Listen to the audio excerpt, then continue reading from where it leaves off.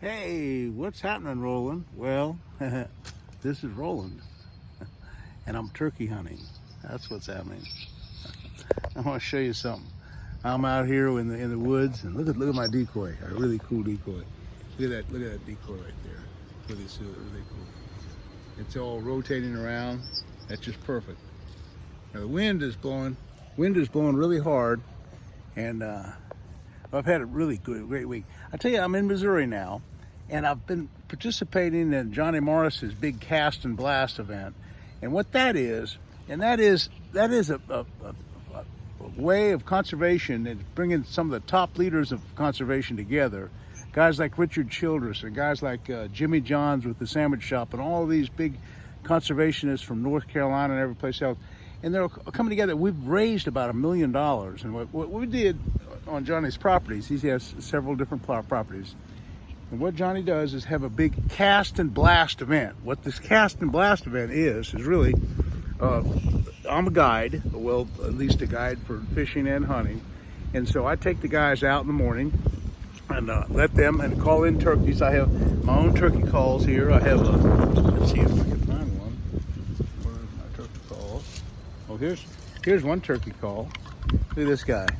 This is one that's a waterproof turkey call. I make it myself. And I called in a couple this week. In fact, we called in three big tom turkeys to that decoy. And the other thing I do is I take a gobble box and anyway, I gobble them in as well. So that's another kind of a way of getting turkeys in. Of course, you can't shoot a hen turkey. So what we're doing, we're strictly going after the big gobblers, and I'm doing it with a hard cut on the box call and gobbling them in, and then I'm using that big decoy that you see right there, that big giant decoy. It's kind of rotating around every which way. That's a mechanical thing. It just revolves. It's legal. That's what you can do. I put a regular tail fan from a turkey that I shot on a previous occasion. I put it on the decoy as well, so it looks pretty real. Anyway, okay, what happened was in the mornings we'd hunt early the first couple hours, and then after we'd get the turkey, we'd go back and have some breakfast, and we'd have a really kind of a get-together. There'd be about 30 or 40 of us. Guys like Jerry Martin was guiding. Guys, some really top-notch guides and turkey experts were along in the field and let these guys shoot. I think we shot 16 turkeys total, in 2 days. I got both of my clients, both days that we hunted, I got them both a turkey, and that was a big deal. Well, anyway, but then the afternoon comes, and then there's a lot of different lakes in the area, and Johnny has some boats, and we kind of split up and drive different places, and there's half a dozen different lakes to fish, and gosh, we caught, I don't know, one day we in just a couple hours we caught like 40 bass, and mainly on spinner baits, mainly on Cincos, and pretty good fishing, really. This is the time of year, springtime in the Ozarks can't be beat.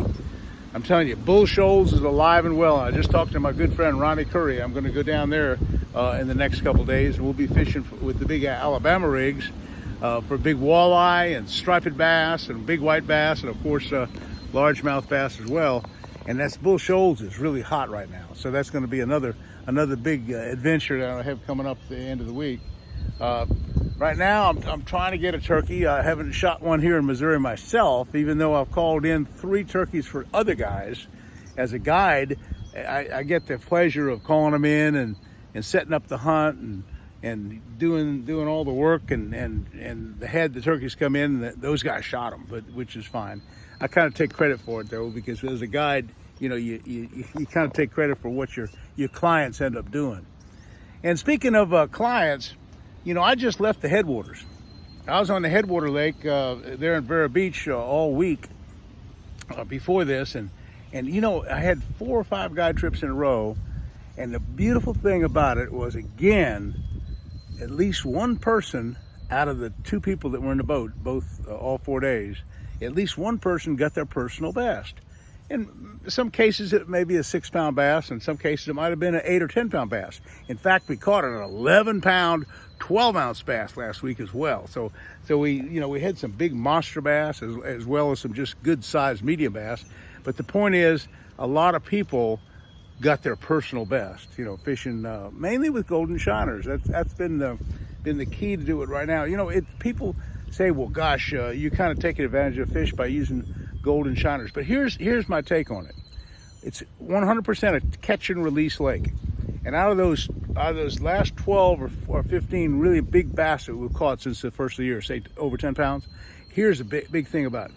90% of them, or 80% of them at least, 8 out of 10 of them, had been caught before. Now what that means is that here's a big trophy fish. It was probably somebody's personal best.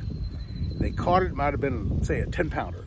And all of a sudden they release it after a bunch of pictures, and maybe a couple of days later, maybe somebody else catches it. So how many times does that one fish become a personal best for how many different fishermen? And so that's kind of what the gist of it is right now. And you know, that's another thing that they say, well, you know, you're taking advantage of fish with shiners. And they also say that about the enhanced electronics. You know, they say, well, gosh, with the front-seeking sonar, you can scout around and see fish out in front of the boat, and that's taking advantage of it. We ought to outlaw that. No. I don't think we should outlaw enhanced electronics. No. But I think what we should do, here's my take. If you have enhanced electronics on the boat, most of the guys are fishing tournaments, and most of the guys are doing catch and release anyhow. But I think it ought to be mandatory. I think catch and release ought to be mandatory. If you have enhanced electronics, I don't think you'll be allowed to keep fish. You know, that would just be one way to kind of preserve them. Because if the catch and release is done in a proper way, hey, 99% of the time the fish will be alive and well to be caught again another day by another angler. So I'm 100% in favor of the whole catch and release program.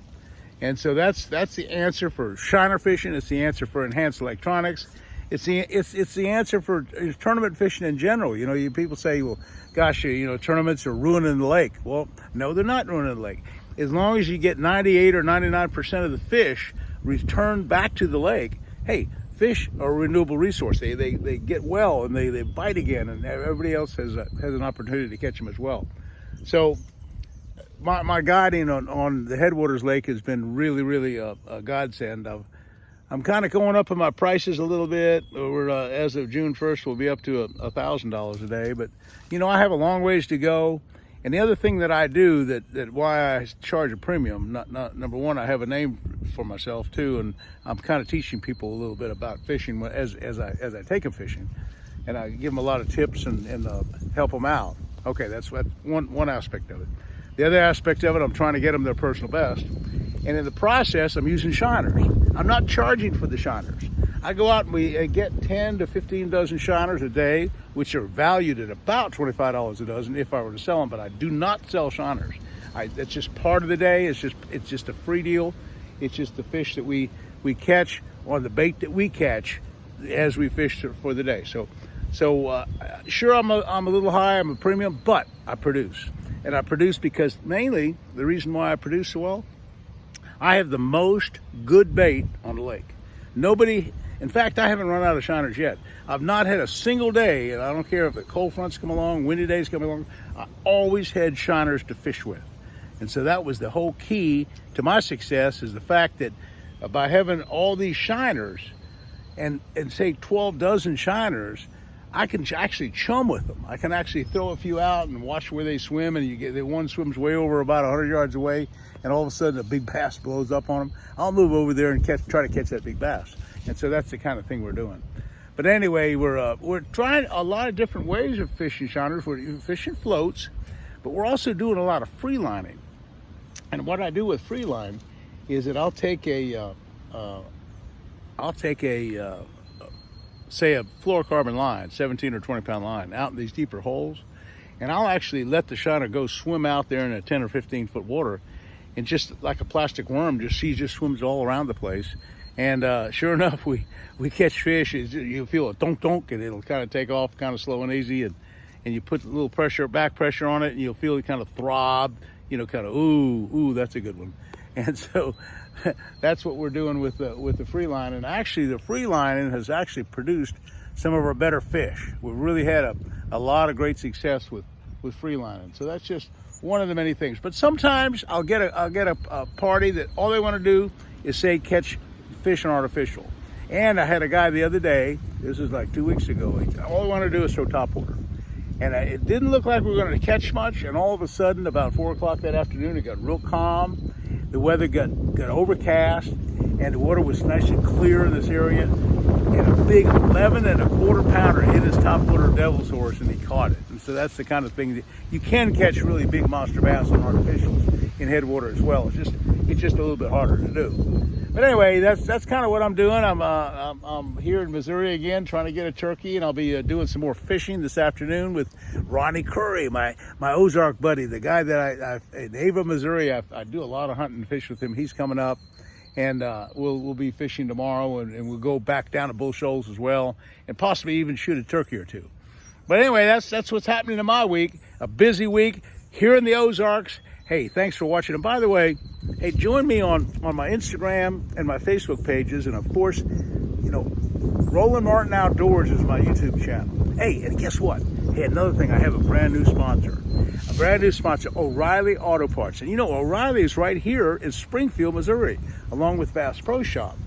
And a very crazy coincidence is that Ronnie Curry, my buddy, and Johnny Morris, they all went to college together. The O'Reilly brothers went to the same college, went to Drury University, and they all knew each other, and they were roommates together and stuff. So not that I got any kind of influence from that. Actually, the deal that I got with O'Reilly was mainly through Jimmy Houston and Jeff Shaw, the CEO, and I taking those guys fishing, and that was kind of how I got the O'Reilly deal. But it was just a coincidence. It's a small world.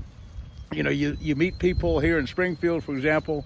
It's kind of a small community. Everybody knows each other. And they went to school together, things like that. But anyway, I've really had a big time, and I just love it, this part of the country. I spent 10 years in Tulsa. And so I had a lot of time here in the Ozarks, and the springtime in the Ozarks can't be beat. So I'm going to get back to turkey hunting. Going to do a little bit of fishing later this afternoon with my good friend Ronnie Curry, and I'll keep you posted on how the fish are biting and how the turkeys are doing. We'll see you again soon, and thanks for watching this YouTube.